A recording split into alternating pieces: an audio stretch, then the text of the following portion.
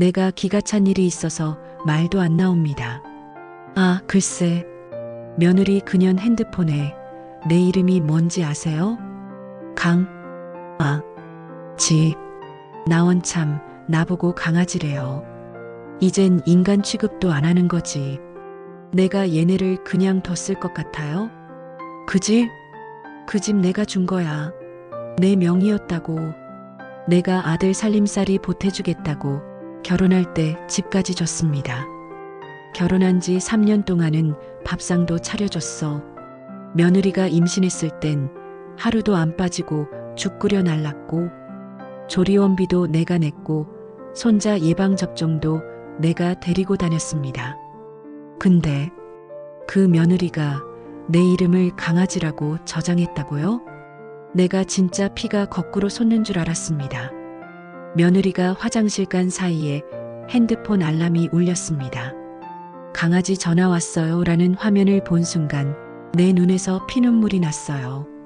그 자리에서 그냥 아들의 멱살을 잡아버릴 뻔했지. 그 집이요? 내가 준 그 집? 그거 다시 찾을 겁니다. 어떻게든 두고 보세요. 이젠 당하지 않아요. 내가 얼마나 만만하게 보였으면. 진짜 이젠 다 박살내버릴 겁니다. 더 이상은 나도 못 참아요. 여러분들도 며느리 핸드폰 당장 확인해 보세요. 내가 그 집을 넘기던 날 기억나요. 동사무소 민원실에서 도장 찍고 나오는 순간 왜 그렇게 마음이 시렸는지 아들은 그날 나한테 말했죠. 엄마, 이제 집 걱정은 마세요. 이제 우리가 잘 모실게요. 그 말에 나 울었잖아요. 고마워서가 아니라 불안해서. 그 집은요, 내가 평생 벌어모은 돈으로 산 집이었어요. 남편 죽고 혼자 두 아이 키우며 살던, 눈물과 땀이 배어있던 집. 전세 살던 시절 비 오는 날 지붕에서 물 새면 비닐로 덮고 냄비로 받았던 거실. 그래도 그 집만은 지켰었죠. 그런 집을 며느리 결혼한 지 2년 만에 넘긴 겁니다. 내가 그걸 왜 했을까요? 며느리가 애 낳았다고 손자 위해서, 가족 위해서 이제 명예 정리도 하자는 말에 내가 왜 그렇게 쉽게 흔들렸을까요? 왜 내 이름에서 아들 이름으로 도장을 꾹 찍어줬을까요? 그때 나를 말리는 사람 하나도 없었어요. 다들 말했죠. 아들이잖아요. 며느리도 잘하잖아요. 이 집 어차피 줄 거면서 뭐 그리 따지세요. 그래요. 나만 바보였죠. 그 집에서 쫓겨날 줄 알았다면 그때 그 도장 절대 안 찍었을 겁니다. 그리고 시간이 흘렀죠. 집을 넘기고 나서 그 며느리의 태도 하루하루 달라졌습니다. 어떻게 달라졌는지 보시고 평가 좀 해주세요. 처음엔 못 느꼈어요. 아니죠. 느꼈는데 애써 모른 척했죠. 그 집을 며느리한테 넘긴 뒤부터 며느리 눈빛이, 말투가, 표정이 달라졌습니다. 예전엔요, 어머님 저녁 드셨어요? 하고 밝게 웃던 아이였어요. 시장에 다녀오면 무거운 장바구니도 번쩍 들던 며느리였고요. 근데 요즘은요, 내가 부엌에 있으면 내 눈치를 봐요. 그것도 짜증 섞인 눈빛으로. 어느 날은 이런 말도 들었어요. 어머님, 거기 계시면 제가 청소를 못 하잖아요. 이게 무슨 뜻인지 알아요? 내가 방해된다는 거예요. 이 집 누가 샀는데? 내가 벌어서 산 집 아니야? 왜 내가 지금 눈치 보면서 거실에 앉아 있어야 되는데? 주방에 접시라도 하나 더 올려놓으면 정리해놨는데 또 이러신다는 식으로 슬쩍 한숨을 쉬더라고요. 그 눈빛, 그 말투. 말은 안 해도요, 사람을 그렇게까지 작게 만드는 게 가능하다는 거 처음 알았어요. 그리고 어느 날 결정적인 일이 있었죠. 그날 난 며느리 핸드폰을 우연히 보게 됐어요. 그리고 거기서 내 이름 옆에 적힌 단어를 보고 그 자리에 주저앉았어요. 며느리 핸드폰 속 시어머니라는 이름 대신 적힌 그 단어. 그게 뭐였는지 다음 이야기에서 말씀드릴게요. 나는 그날 내 인생 통틀어 가장 수치스러운 기분이 뭔지를 알았습니다. 며느리 핸드폰을 정말 우연히 봤어요. 그날 거실 테이블 위에 놓인 휴대폰에 전화가 왔거든요. 벨이 울리길래 혹시 아들인가 싶어 봤는데 화면에 떠 있는 이름이 강아지였어요. 강아지? 그 순간 머리가 띵했어요. 내가 강아지라고? 내가 걔 핸드폰에 강아지로 저장돼 있다고? 이게 말이 돼요? 내가 이 집을 어떻게 지켰고 어떻게 넘긴 건데 내가 사람 취급도 못 받고 이제는 동물 이름으로 불린다고? 그 순간 가슴이 미어지고 숨이 턱 막히고 내가 뭘 잘못했나 싶었어요. 아니죠. 잘못한 건 걔들이죠. 그 며느리, 그리고 나서도 모른 척한 내 아들. 내가 그 자리에서 그 며느리를 불러 세웠어요. 휴대폰 보여주면서 이게 뭐냐? 내가 강아지냐? 소리쳤죠? 그랬더니 그 애가 뭐라 했는지 아세요?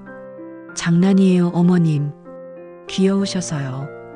이딴 말을 하더군요. 귀엽긴 개뿔이. 내가 그날 손이 부들부들 떨려서 물을 마시는데도 컵이 덜덜 떨렸어요. 그날 결심했어요.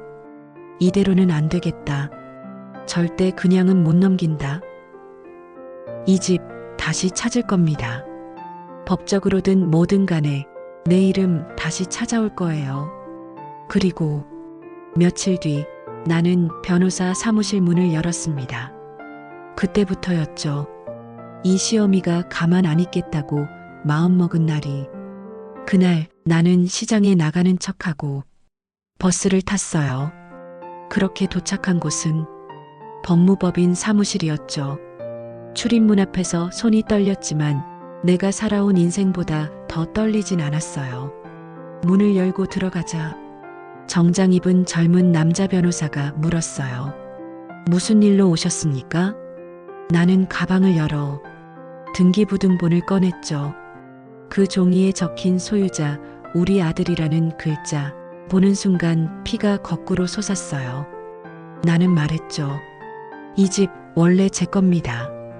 아들에게 잠깐 명의만 넘겼던 거예요. 근데 지금 저는 쫓겨날 위기입니다. 며느리 핸드폰에 강아지로 저장돼 있었어요. 그 얘기를 하니까 변호사가 고개를 떨구더군요. 증거는요? 명예 이전할 때 계약서나 약정 같은 거 있으세요? 없었죠. 그땐 가족끼리 그런 거 쓰는 분위기도 아니었고 믿었으니까요. 그래도 방법은 있습니다. 부당이득 반환 청구 혹은 명의신탁 해지 소송 가능성은 있습니다. 그 말 듣는데 그 순간 울컥했어요. 내가 왜 이렇게까지 해야 하지? 왜 나는 내 집을 되찾겠다고 법정까지 가야 하는지. 그 며느리는 어디서부터 그렇게 변했을까요? 그 아이가 나를 강아지로 저장했을 때 이미 그 집은 내 것이 아니었던 거죠. 하지만 나는 포기하지 않아요. 내가 그 집을, 내 인생을 되찾을 때까지 멈추지 않을 겁니다. 아들은 뭐라 했을까요? 며느리는 그 소식 듣고 어떻게 나왔을까요? 변호사 사무실에서 돌아온 날 나는 밥 대신 숭늉 한 사발로 배를 채웠어요. 그날따라 방바닥이 왜 그렇게 차갑던지. 다음 날 아들에게 조용히 말했어요. 아들아, 변호사 만나고 왔다. 이제 내 이름으로 된 집 다시 내 이름으로 돌릴 거다. 그 아이는 말없이 내 얼굴을 보더니 믿을 수 없는 말 한마디를 툭 뱉었어요. 엄마 진짜 그렇게까지 해야겠어? 진짜? 그 한마디에 나는 정말이지 눈앞이 캄캄했어요.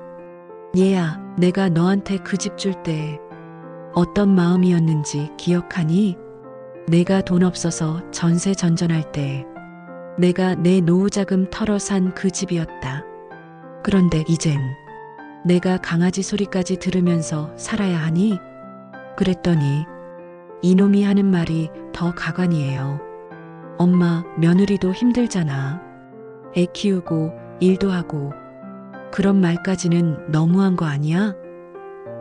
내가요, 그 순간 다리가 풀려 주저앉을 뻔했어요. 그 아이가 힘들다고? 나는 평생 너희 키우고 너 대학 보냈고 그 집까지 줬는데 나는 지금 어디서 무슨 대접받고 살고 있니? 그날 밤 나는 이불 속에서 울었어요. 어디서부터 잘못된 걸까? 내가 너무 많이 줘서 이 아이가 나를 당연하게 여기는 걸까? 좋다. 이제는 끝까지 가보자. 며느리의 모욕, 아들의 무관심. 그게 내 마지막 인내심을 끊었어요. 그리고 며칠 뒤 그 집에 도착한 한 통의 내용 증명.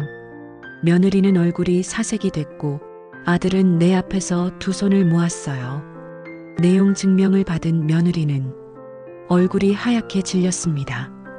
어머니, 그건 좀 너무하신 거 아니에요? 이제 와서 나한테 어머니 소리가 나옵디다.